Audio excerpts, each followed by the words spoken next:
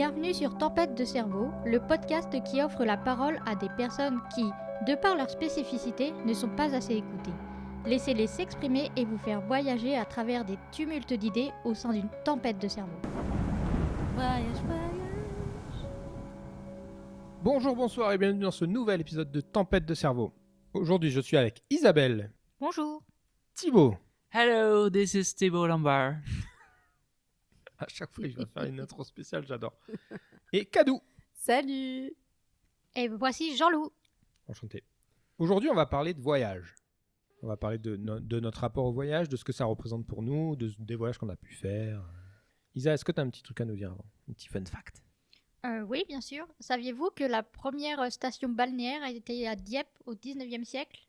En Normandie, J'allais dire je précise. Dieppe, c'est pas vers chez toi, ça? T'es en train de nous faire Exactement. clairement de la pub. Oui. Je meurs. Et donc, ça a été instauré par la duchesse de Berry. Et après, il y a plus tard Napoléon III qui a favorisé le sud et la chaleur. Bah, comme tout être humain qui se respecte. Ah, mais oui, mais ça me dit quelque chose, cette histoire-là. Est-ce que la duchesse de Berry, c'est pas celle qui se baignait aussi? C'était Oui. pas une des premières à se baigner? Oui. Mais on n'a pas parlé de ça déjà? Ou on Ah. a parlé entre nous Non? Je suis fou? C'est un running fun fact, tu veux dire? Je suis fou. Non, je pense que je suis fou. Bah, dites-le dans les commentaires si vous avez déjà entendu ce fun fact.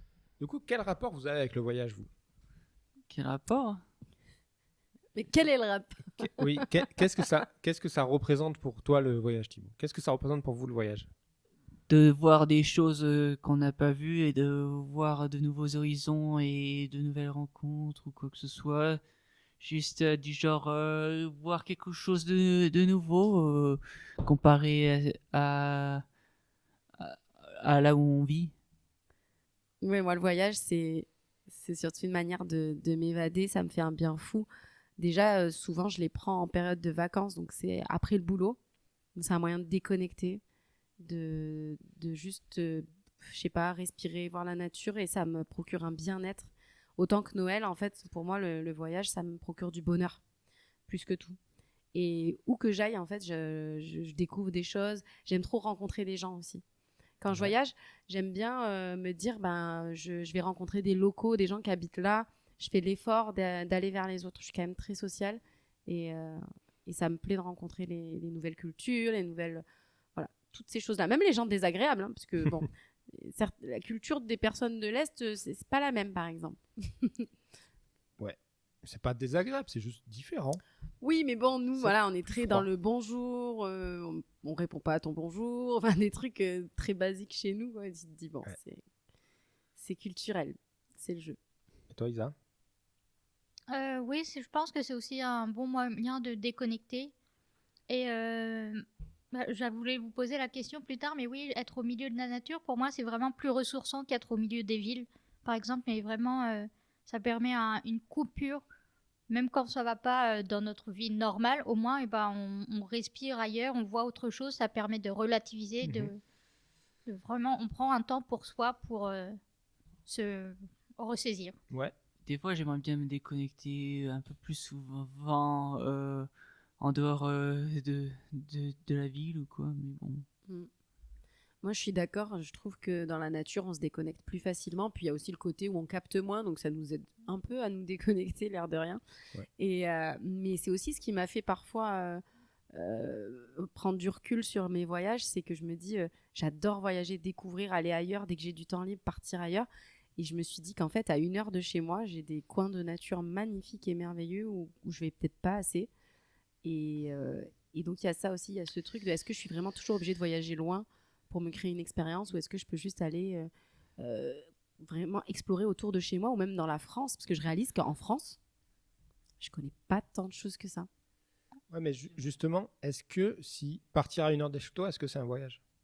Non, c'est pour ça que je le considérerais pas comme un voyage, mais ça pourrait quand même aussi me permettre ce que je trouve dans mes voyages, qui est la déconnexion Mais et l'appel à la nature. Et du coup, pourquoi on a ce besoin de partir loin pour que ce soit un voyage? On m'a posé une fois cette question et j'ai pas su y répondre. Pour moi, je pense que la nuance, elle est dans la taille de la valise.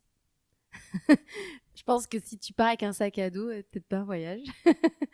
Ça, on en parle après. bah, Et encore, je le dis en rigolant, parce Ouais, que ouais. bien évidemment, tu peux prendre un avion avec un sac à dos ou partir avec rien. Mais c'est vrai que cette idée de dire je pars en voiture à 1 heure de chez moi, c'est plus un trip qu'un voyage. Pourtant, c'est la même chose. Je fais tout le temps des voyages aux alentours de la France, C'est vrai surtout juste, enfin, pas extrêmement loin de chez moi. C'est déjà bien de partir pas loin de chez toi. Puis par rapport aux moyens aussi, il y a des personnes qui ont des moyens de faire des voyages plus loin, d'autres pas forcément. Ouais. Mais justement, c'est là où je rejoins ta question. Si finalement voyager, c'est juste partir de chez soi, aller à 1 heure, 2 heures de route, ça suffit. Aller camper quand on n'a peut-être pas les moyens de se payer un logement. Il y a plein de solutions, mais moi, le fait vraiment juste de quitter le domicile, quitter le quotidien, me déconnecter, c'est primordial. Mais du coup, il vient d'où ce besoin de voyager? Parce que tu peux te déconnecter en faisant plein de trucs et il y a plein de gens qui se ressourcent mais sans pour autant partir de chez eux ou voyager. Il y a des gens, c'est justement être chez eux, c'est se ressourcer. Moi, on m'a élevé comme ça, on m'a toujours dit les voyages forment la jeunesse. Donc mes parents, ils ont toujours essayé de nous faire voyager. Chaque année, on partait dans un coin différent, soit un peu en France. Enfin, quand j'étais vraiment plus petite, on restait en France. Mais après, dès qu'on a grandi un peu, on allait à l'étranger et de plus en plus loin. Quand je voyage, surtout quand je voyage seule ou avec peu de monde, j'essaie de me mélanger avec l'univers où j'atterris. Quand je suis dans un nouveau pays, déjà, je vois juste, mes yeux s'émerveillent de voir de nouveaux paysages, une nouvelle culture, quand c'est pas la même. Et j'ai l'impression de me retrouver moi-même. Parce que chez moi, je suis happée dans le quotidien et je suis dans des cases pour tout le monde. Cadou comme ci, cadou comme ça. J'ai l'impression que quand je suis à l'étranger, je suis dans la case de personne et je me redécouvre, moi, des choses que je soupçonnais pas ou que j'avais laissé un peu en suspens parce que je privilégiais d'autres axes de ma personnalité, soit pour contenter les autres, soit par habitude. Et en fait, j'ai l'impression que quand je voyage, je me retrouve plus moi-même. Ouais, c'est vrai qu'il y a un truc que quand tu voyages, là plus à l'étranger, mais c'est que tu quittes la culture dans laquelle tu as grandi et du coup tu quittes le cadre dans lequel tu es censé être. Du coup, c'est vrai que tu es plus libre, tu as plus de place à trouver dans la société. Et du coup, tu es plus libre d'être plus qui tu es toi sans être le toi qui est face à la société. C'est pas très clair, mais... Si, c'est exactement ça. Quel souvenir vous a le plus marqué d'un voyage? Que ce soit le lieu, que ce soit l'interaction que vous avez pu avoir, les galères aussi, peu importe. Juste, je m'en souviens que j'avais fait un premier voyage à l'étranger, du genre à l'étranger en croisière. C'est quand j'étais jeune, j'avais environ 11, 12, 13 ans. J'étais très jeune. J'ai été en voyage avec mes grands-parents. Il y avait mon frère, mon cousin, mon grand-père et ma grand-mère. C'était sympa. J'avais fait des voyages surtout en Italie, en Espagne. Je pense que le premier voyage à l'étranger, je pense que c'était en Espagne, à Portaventura, juste en Espagne. Ok. Ça, je sais que je vous en ai déjà parlé, mais en fait, quand je suis allée en Inde, ça allait pas trop dans cette période-là. On avait voyagé pendant plus de 24 heures pour aller à Goa. Et j'avais pas dormi dans l'avion parce que, comme d'habitude, je regarde des films. Donc après ce voyage de plus de 24 heures, on avait pris un autre avion aussi. Et je suis arrivée et je suis arrivée sur une plage dans une crique. Elle était vraiment magnifique pour moi. Et je me suis dit que tous mes problèmes que j'avais chez moi, ça avait aucune importance. Et là, j'ai respiré comme j'avais respiré. J'étais détendue pour la première fois depuis très longtemps. Voire même, ça se trouve, j'ai jamais été aussi détendue de ma vie. Et donc vraiment, ça a été un moment unique et vraiment soulageant. Ça se dit soulageant? Oui. Ok. J'ai pas l'impression que ça se dise pas en tout cas. Même si ça se dit pas, on a compris ce que tu voulais dire, donc ça se dit. Qui soulage. Ouais. Exactement. Et donc c'était parfait pour moi à ce moment-là. Et même si je retourne, je pense que j'espère avoir la même sensation, Inch'Allah. Trop bien. Ouais, c'est intéressant. Moi, c'est plus de l'ordre de la galère, effectivement. Je veux les deux. Je veux un truc bien et un truc pas bien. Je veux la galère quand même, mais d'abord un truc bien. D'accord.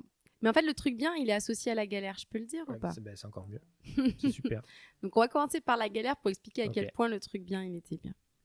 Donc, la grosse galère. D'abord, moi, je vais parler, c'est un voyage de vie. Ce que j'appelle voyage de vie, c'est les voyages que je fais où je vais aller vivre dans le pays. Ouais. Et pas juste y aller pour un mois ou deux. Donc là, je suis en Erasmus pour un voyage étudiant. Et je reste 6 mois à Athènes. Et durant ces 6 mois, je vis une semaine que j'appelle la semaine maudite, parce que dans la même semaine, tout m'est arrivé. Et donc, première étape, je perds mes papiers.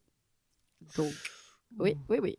Chiant, ça. Étape pas des moindres, parce que je vous raconte pas la galère pour refaire ces papiers là-bas. J'appelle l'ambassade qui me dit d'aller à droite, l'autre me dit d'aller à gauche. Ça a été une galère sans nom, sans compter du racisme au milieu, je vous assure, des choses auxquelles on s'attend pas du tout. Et donc, pendant que je suis en train de gérer cette affaire-là, donc je pars de chez moi, je me fais cambrioler. À ce même moment. Et donc, du coup, quand je rentre avant que la personne venait de rentrer, donc elle s'est enfuie par ma chambre. Elle a rien eu le temps de voler, mais elle est quand même rentrée chez nous. Donc il y a nos voisins qui descendent tous, personne ne parle français, personne ne parle anglais, vraiment on est sur une grosse cata.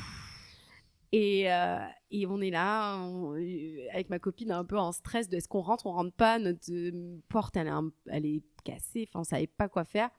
Il y a une voisine de l'immeuble d'en face qui est venue, qui s'appelle Nicoletta, je l'aime trop, je me rappellerai toute ma vie de cette femme. C'est ma deuxième maman, elle nous a sauvé la vie, quoi. Elle était là, elle parlait pas un seul mot, mais on a tout compris, je sais pas. C'est ce genre de rencontre, voilà, c'est ça quand je parlais des rencontres sur place, des gens, tu les croises, t'as pas besoin de parler la langue, il y a un lien comme ça, c'est juste plus fort que tout. Et elle était fan d'Aznavour, voilà, petite anecdote. Ça me rappelle la fois où j'ai failli perdre ma carte bleue au Québec. Ah bah tu vois, non mais ça quand ça arrive ces trucs-là, c'est souvent la grosse cata. Ouais. Et donc de fait, quand on réussit, quand la police arrive, ils me disent bah montrez-moi votre pièce d'identité que je viens de perdre la veille. Et en plus entre-temps, entre le commissariat et l'ambassade, j'avais toujours pas réglé le problème de ping-pong, donc je n'avais vraiment rien, à part la photocopie de ma pièce d'identité. Et grâce aux voisins qui ont mis la pression à tout le monde, aux policiers, etc., c'est passé. Mais le coup de stress, je vous raconte pas. Finalement, on a réussi à réintégrer l'appartement, rien n'a été volé, Dieu bénisse. Et donc, dans la même semaine, une fois qu'on a réintégré l'appartement, tout était OK. Faut savoir que je suis restée coincée dans comment ça s'appelle, le toit de l'immeuble pendant 45 minutes en pleine canicule. Comment? Pourquoi? Parce qu'en fait, en Grèce, surtout à Athènes, souvent, les gens font la fête sur les toits, ils vont sur les toits. Enfin, tu sais, le toit, c'est comme un lieu, quoi. Et nous, avec ma copine, on s'est dit, bah viens, on va bronzer sur le toit. On est allé bronzer sur le toit. Et en fait, elle est redescendue. Et moi, je lui dis, je te rejoins après. Et quand je veux la rejoindre, la porte est fermée. Là, j'envoie un message à ma copine, la porte est fermée. Ma copine monte. Elle ne peut pas ouvrir la porte. Elle fait tout. Elle appelle tous les voisins. Personne n'est là. Et moi, je suis là. Je vais crever. Et puis, finalement, elle a enfin trouvé quelqu'un pour me libérer. Et après, on allait pleurer à Nicoletta qui nous ramenait de la moussaka tous les jours. C'est moi, Nicoletta, Brave un Nicoletta. cœur tendre. Et c'est pour ça que c'est mon plus beau et à la fois mon pire et mon plus beau. Parce que, en fait, et puis, tu te dis, c'est les moments où tu vis des galères comme ça, où tu te dis, bah, en fait, je m'en fiche de vivre une galère si au final, j'y gagne autant que ce que j'ai gagné dans tous les voyages que j'ai fait. Quand j'étais à Venise avec ma copine, elle s'est fait voler son téléphone dans la gare. Et le temps qu'on s'en rende compte, on était dans le train. Et du coup, on a essayé d'aller voir la police dans une ville où on avait un arrêt. Mais la police, elle était vraiment à l'autre bout de la ville. Donc on y a été. Bah, évidemment, ils nous ont envoyé bouler parce qu'on y a été 2 fois. Ils nous ont envoyé bouler à chaque fois. Et à ce moment-là, on se rend compte que pour avoir le train, parce qu'il n'y en a pas d'autres après, il fallait vraiment retraverser la ville. Mais on avait vraiment très peu de temps, donc on s'est retapé toute la ville en courant pour avoir le train et on était épuisés quand on est arrivé, à bout de souffle, mais on a eu ce train. L'histoire de ma vie, vraiment. Oui, courir après les trains et les avions, c'est traverser l'aéroport d'Amsterdam en sprint. Il est gigantesque cet aéroport. C'était horrible. Mais vous savez que c'est là que j'ai réalisé que je cours super bien. Non, mais vraiment, dernier sprint Colombie, j'ai rattrapé l'avion, c'est-à-dire que mon bagage, il n'est pas arrivé aussi vite que moi. C'est-à-dire, je suis arrivée, ils ont dit, mais vous l'avez eu la correspondance, mais votre bagage n'arrive que demain. Je dis, mais dommage. J'ai rattrapé Je suis l'avion. Usain Bolt. T'as pensé à quelque chose, toi, Bah, Jean-Loup moi, j'ai un entre-temps souvenir, mais c'est pas vraiment un souvenir en particulier, c'est tout le voyage. Je pense que quand je suis parti en Nouvelle-Zélande, je suis parti plusieurs mois et je suis parti seul. Et en fait, je suis parti pour visiter, mais je suis surtout parti parce qu'il fallait que comment expliquer? C'est plus une fuite de la vie que j'avais plutôt qu'un voyage pour découvrir des trucs. C'est très différent des autres voyages où tu voyages pour visiter le lieu. Là, j'ai vraiment, un peu comme toi à Athènes, j'ai vraiment habité là-bas plusieurs mois. Donc, tu as le temps, tu vis très différemment que de voyager pendant une semaine ou deux. Tu apprends à plus te connaître justement en dehors de ce que je te disais tout à l'heure, en dehors de la société, parce que du coup, tu n'as plus les injonctions qui sont pas vraiment là, mais que tu t'imposes face à la société quand tu es en France et que tu veux te mouler dans le cadre, c'est pas ça l'expression, Fondre dans fondre la dans masse. le moule. Fondre C'est dans quoi le moule, l'expression? c'est ça. Et du coup, c'est complètement différent et tu vis à ton rythme, tu apprends à vivre à ton rythme, quoi. Ouais, tout à fait. Et c'est cette expérience-là au global que je dirais qui est un de mes meilleurs souvenirs. Isa. Moi, je voulais te demander, vu que tu as été en Nouvelle-Zélande, si tu as été à Taumata whakatangihanga ko auau o tamatea poka I whenua ki tāna tahu. Non, J'ai D'accord. aussi été en Nouvelle-Zélande et j'avoue que ce nom ne me parle pas du tout. D'accord. je suis pas passé, je crois. On dirait le nom d'un volcan ou quoi. Et donc, il s'agit du nom d'une colline de Nouvelle-Zélande. Ce nom maori de 85 lettres signifie à peu près l'endroit où Tamatea, l'homme aux gros genoux qui dévalait, grimpait et avalait les montagnes, connu comme le mangeur de terre, joua de sa flûte nasale à sa bien-aimée. Ah, mais je suis Même en français, c'est très long. Mais je suis tellement déçue d'avoir raté ça. 33 heures de voyage et j'ai raté ça. Ah ouais, par contre, c'est long. Hein. C'est très très J'ai long. mis 48 heures pour y Est-ce que t'as... Enfin, par contre, c'était lors de ce voyage-là, quand moi je suis allée habiter aussi en Nouvelle-Zélande, et mon voyage retour, quand je suis rentrée en France, c'est là que j'ai remarqué pourquoi nous, les Français, on avait vraiment ce label de râleur dans le monde entier. C'est qu'en fait, dès que dans l'avion, j'ai commencé à arriver sur l'espace, on va en France avec des Français dans l'avion. Ça a râlé non-stop. J'ai vu tout un switch. Je suis arrivée toute détendue sur mon petit nuage néo-zélandais, de gens super chill. Et puis d'un coup, tu arrives avec non. Ok. Je vais redevenir française. Demain, je râle aussi. C'est bon, ça y est. Oui, c'est j'ai vrai que switché. tu ressources très vite. Oh oui, on quand tu switch reviens, très tu vite nous-mêmes. tout ce que tu as fait. Vous parliez des vols, mais saviez-vous que le vol commercial le plus long du monde a duré une trentaine d'heures? Il a été nommé vol aux 2 levées de soleil de la compagnie aérienne Qantas qui reliait l'Australie au Sri Lanka. Oui, Ah, mais attends. entre 1943 et 1945. Mais Ah tu veux oui. dire sans escale? Non, c'est que ça a mis 30 heures. En fait, c'est le plus long en temps, pas en distance. Oh punaise. Parce que maintenant, Sri Lanka, Australie, tu le fais beaucoup plus vite que ça. Oui. Mais on parle sans escale. Oui. Mais l'autonomie kérosène, ça marche ça comment? doit être Parce que ça n'existe plus, ça. Hein. Si, ils ont... L'Australie, j'ai vu ça il y a pas longtemps, ils ont adapté des avions pour que justement tu puisses faire... je crois que tu peux faire Europe-Australie en un vol maintenant. Incroyable. Et que ça dure genre 20 heures ou plus que ça, un truc comme ça de vol. J'ai pas... Et c'est des avions avec un réservoir adapté en plus que les autres. Et du coup, il y a moins de place dans l'avion.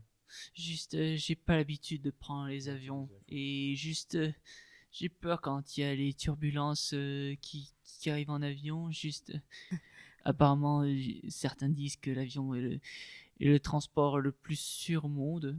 C'est ce qu'ils disent. Bah ouais, mais moi, j'ai pas du tout peur en avion. Et pourtant, je suis une grande peureuse.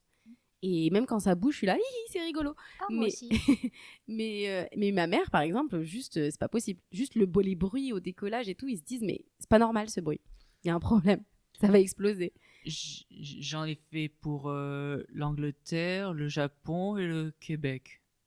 Oui, et toi, tu disais par contre que t'es à chaque fois parti en groupe, dans des voyages de groupe organisés, c'est ça? Ouais, mais sauf pour l'Angleterre. T'es parti avec quel type de groupe en fait? Ah, alors au Japon, c'est pour les gens en fauteuil roulant et d'autres, c'est pour un handicap psychique. D'accord. Donc c'était des groupes spécifiques pour des personnes en situation de handicap. Ouais. Mais du coup, vu qu'on parle de ça, vous, c'est quoi votre style de voyage? Est-ce que vous partez seul, à plusieurs, en groupe accompagné, en groupe comme en croisière, un truc tout prévu? C'est quoi votre style de voyage? Moi, jamais en groupe. Je sais qu'une fois avec ma famille, on a réservé un truc de groupe, mais c'était juste pour avoir l'hôtel moins cher. Mais on côtoyait pas les gens. Ok. C'était une stratégie, puis après on parle à personne.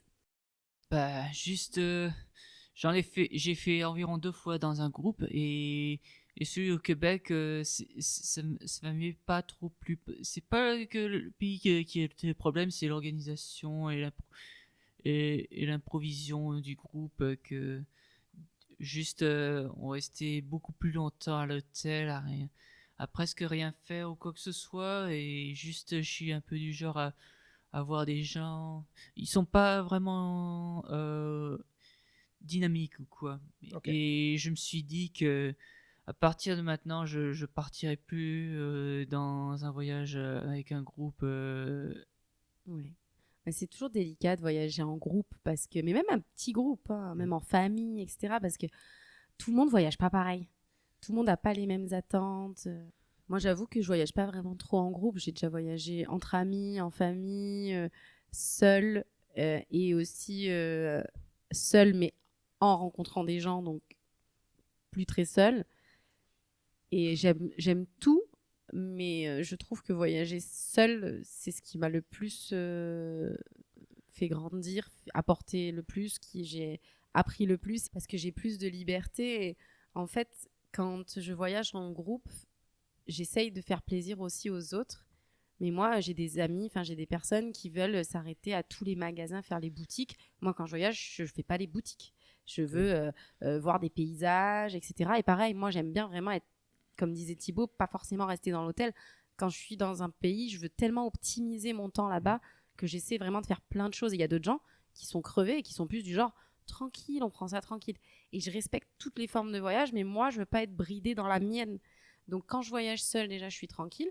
Ou quand je voyage en groupe, j'aime bien dire dès le départ, mais on a le droit d'être en groupe et puis trouver des moments un peu autonomes où on peut profiter chacun de la manière dont on aime voyager. Oui, c'était pas quand tu pars avec quelqu'un, t'es pas obligé de rester 100% tout le temps avec les personnes. Bah, mais ouais, mais on il dit faut que ça, ce soit mais dit dans la avant, vraie quoi. vie, voilà. Parce que pareil aussi, je suis partie en couple 2 fois. Et à chaque fois, la première fois, ça finit en rupture sur place. Et On peut en dire fait, que ça s'est pas hyper bien passé du coup. bah, oui, mais en fait, et en même temps, j'ai kiffé le voyage. Mais c'est pour dire que non, en fait, je pense vraiment que c'est parce qu'on se sent obligé de faire tout à Oui. deux. On se sent obligé de. Et puis, on se bloque des rencontres parce qu'on est avec l'autre. Et moi, maintenant, j'ai appris sur ça et je ne veux plus voyager comme ça. Même si je revoyage en couple ou à deux, je veux voyager en étant ouverte aux autres et en me disant, bah, je peux très bien dire une journée, tu vas à droite et moi, Ouais. je vais à gauche. Mais il m'a fallu du temps pour comprendre que c'était OK. Parce Oui, que bah oui. comme tu parlais tout à l'heure des dictats de la société, ça, c'en est un. Tout à fait. C'est quand on voyage ensemble, on doit rester ensemble. En Ouais. fait, non, trop pas. Mais surtout que tu rencontres jamais autant de personnes que quand tu voyages seul ou que tu as des moments seuls. Parce que Oui. quand tu es avec des gens que tu connais dans un pays que tu connais pas, bah, tu vas t'appuyer sur les gens que tu connais et tu vas jamais rencontrer des gens en dehors. Clairement. Alors que quand tu es seul, tu n'as pas le choix que de rencontrer de nouvelles personnes. Donc si le but c'est de sympathiser et de rencontrer vraiment des gens, bah, seul c'est vraiment beaucoup plus simple. Mm. Moi, j'ai pas souvent voyagé en groupe. J'ai plus voyagé seul qu'en groupe. Et souvent, en plus, les voyages que j'ai fait en famille ou quoi, j'étais plus jeune, donc c'était différent. Mais depuis que je suis adulte, ouais, c'était quasiment que seul. J'ai jamais fait de voyage seul ou entre amis, mais j'aimerais bien le faire un de ces jours. Peut-être au Japon ou peut-être en Amérique ou coup, je sais pas. Je te le souhaite, Thibaut. Je te le souhaite.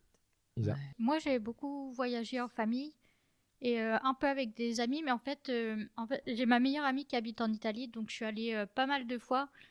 On visitait quelques villes, on allait au lac ou des choses comme ça. Elle me faisait découvrir son Italie. Et après, quand elle était occupée, dans ce cas-là, je gérais dans les villes parce que quand au moins je suis quelque part, j'aime bien errer et me perdre pour découvrir un peu plus. J'adore. C'est ma façon préférée de découvrir les villes. Moi, ce que je fais, c'est que je regarde Google Maps et je me dis, oh là-bas, il y a un parc qui a l'air bien. Et je prends la direction du parc, mais sans faire d'itinéraire. Et donc, des fois, je fais 4 heures au lieu de 20 minutes pour y aller. Mais en même temps, j'ai vu plein de vrais trucs de la ville, quoi. Quand tu sors des terrains, des routes très touristiques et tout. Des terrains battus. Je suis d'accord avec vous, mais moi, j'ai une manière organisée de faire ça. J'ai une manière organisée de me perdre. C'est qu'en fait, je vais quand même dans quelque chose que je sais que je veux voir. J'ai quand même exploré ce que je veux pas rater. Oui. Et que dans ce que je veux pas rater, après, ben, je fais exprès. Je vois une rue à droite dans laquelle je sais pas où elle mène, je vais la prendre. Parce que c'est là où j'ai eu le plus de surprises et j'ai vu le plus de belles choses, c'est quand je me laissais perdre. Mais par contre, je le vivrais très mal de passer à côté de quelque chose Oui. qui existe et que je sais qui me plairait. Par exemple, des fois, moi je suis trop jalouse des fois des gens qui me parlent d'un voyage dans le même pays ou le même endroit que moi et qui me disent j'ai fait ça et je suis en mode pourquoi j'ai pas vu ça? Ça me met un peu en colère, ça m'énerve. Comme et avec la colline tout à l'heure. Comme avec la colline tout à l'heure. Vas-y, redis le nom de la colline pour voir. Hyper raciste. Je savais où ça allait mener. Moi, je mais cancellez-moi. Je n'ai pas peur des haters. Non, mais voilà, bref, tout ça pour dire que, ouais, je vais me perdre, j'aime trop me perdre, mais j'ai la FOMO, Fear of Missing Out, et je veux tellement pas rater qu'il faut que à la fois je fasse tout ce que j'ai prévu et en même temps que je me trouve un espace impro et je me perde parce que je suis consciente que c'est ça le mieux aussi. C'est perturbant. Ouais, je pense que l'équilibre des deux est important. Parce que si les trucs touristiques sont touristiques, c'est pas pour rien, c'est qu'il faut quand même les voir. Pour la plupart, il y en a, c'est vraiment de. Ouais, il y en a, ça sert vraiment à rien. Ils sont connus juste pour rien. Mais je m'épuise du coup, par contre. Ah oui, bah, par contre, c'est fatigant.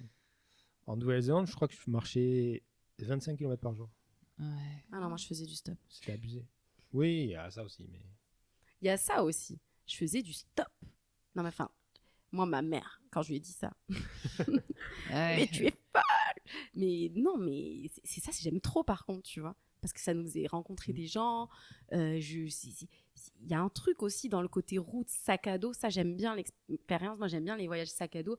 Je sais pas forcément où je vais dormir. Je sais pas. Le côté un peu suspense, stress, je l'aime bien, même si j'aime être organisée et savoir ce que je fais. De temps en temps, un petit coup de stress avec un niveau de danger très peu élevé.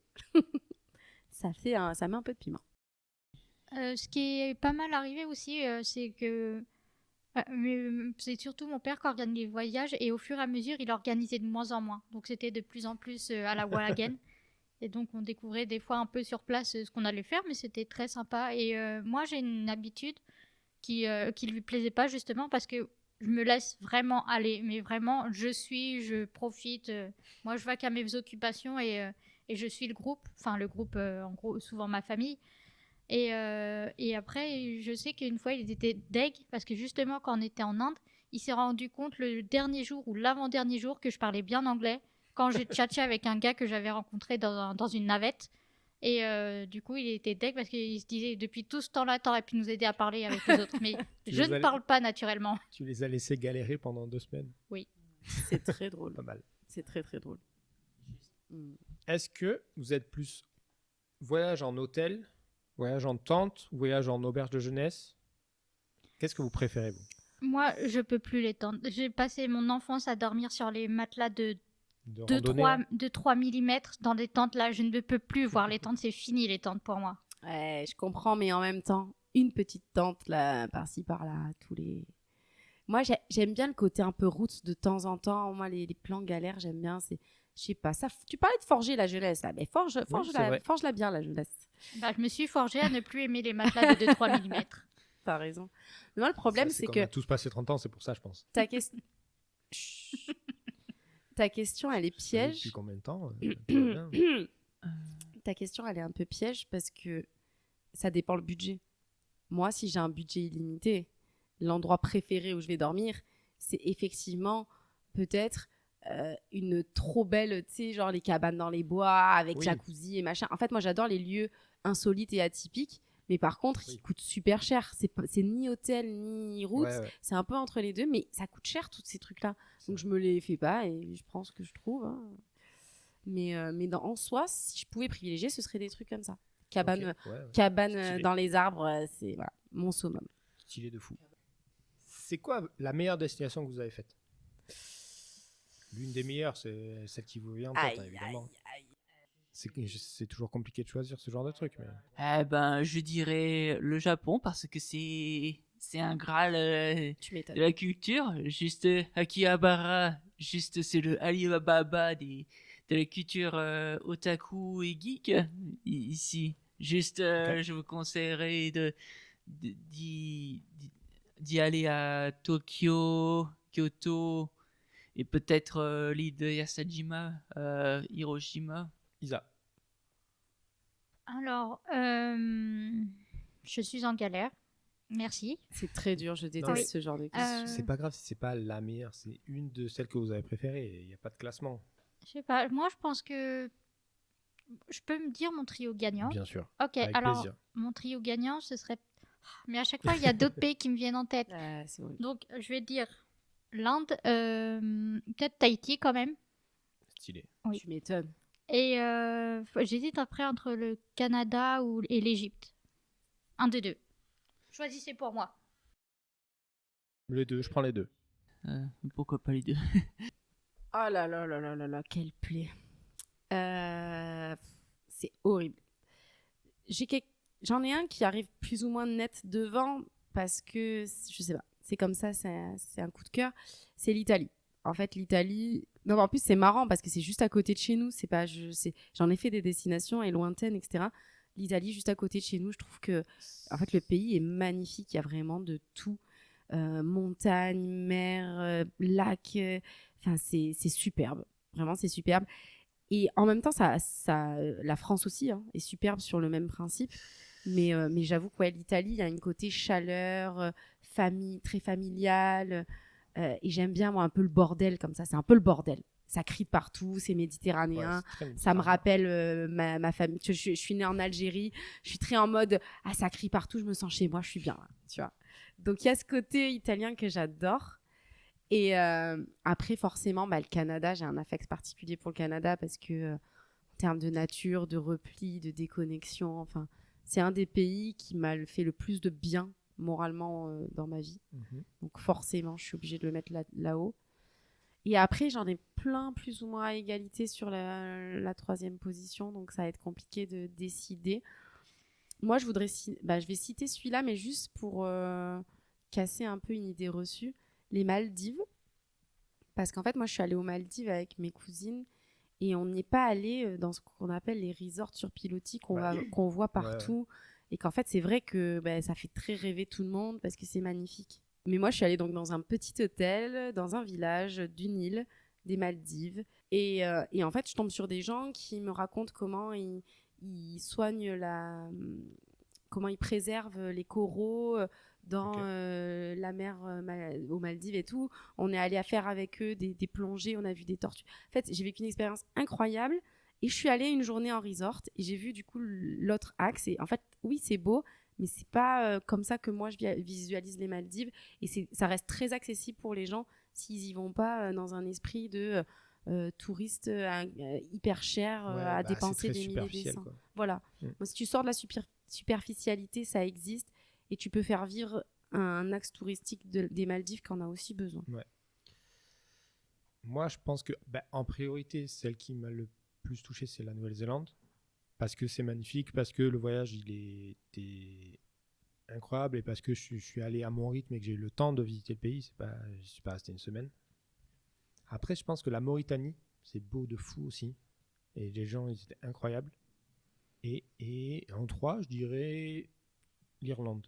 C'est trop bien. Musée des Leprechauns. Je vous le recommande plus. J'adore. Tu te sens comme un tout petit personnage. Un peu, vous rentrerez dans ma vie quotidienne finalement. Oui, et il y a le musée de l'immigration aussi qui est trop bien. Ouais. C'est très stylé, Dublin. Ouais. Juste si vous voulez voir les baleines, allez à Tadoussac. Juste Au c'est Canada, beau à- ouais, tout à fait. C'est beau à voir. C'est près de la région québécoise. Trop bien. Est-ce que, enfin, quel est le monument que vous avez visité que vous avez préféré? Ah, Ah, je sais pas. monument. Ah, un monument, je sais pas. Ah, il y en a beaucoup. Hein. Disneyland Paris? C'est un monument, un peu. Ok. Hmm. Un monument, je Bah, dirais. donne-nous un indice, vas-y. C'est lequel qui t'a préféré, toi, Isabelle? En fait, c'était ballot parce n'a pas pu rentrer dedans, mais quand j'étais au pied des pyramides, c'était vraiment très, très stylé. Stylé Ah, de je fou. sais, un monument. Vas-y. Le bâtiment le bâtiment où il y a Nintendo.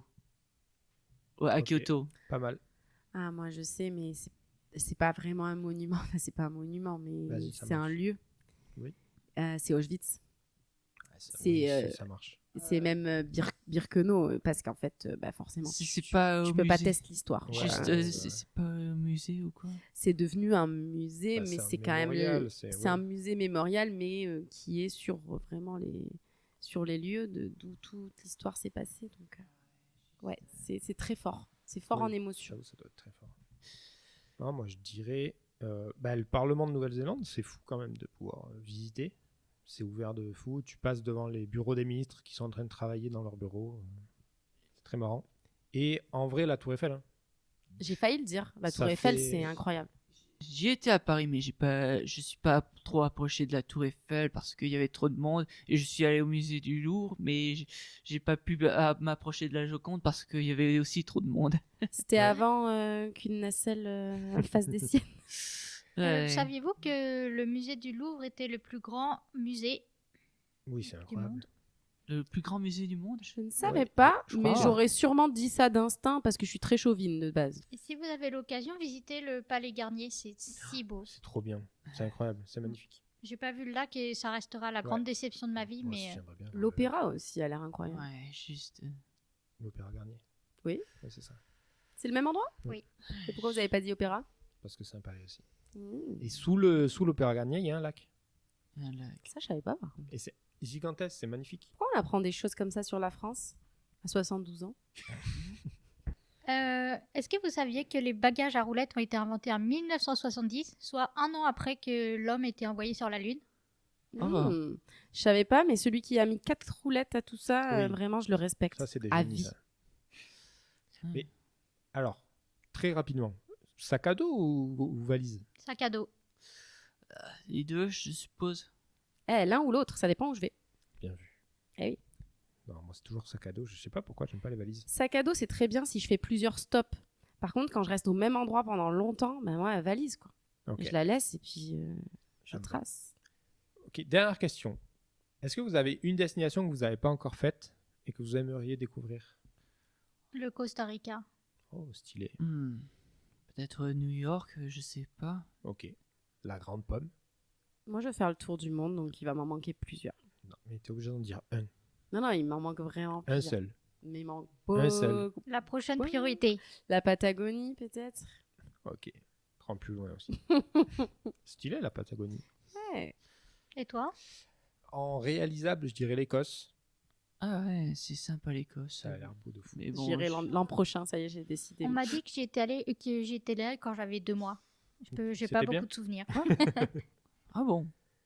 Messieurs, dames, merci bien pour cette discussion. C'était très intéressant et très enrichissant. Merci à toi, c'était cool. Merci. Merci. À la prochaine. À la À la prochaine. C'était Tempête de cerveau. ciao. Bon voyage. Ciao, ciao.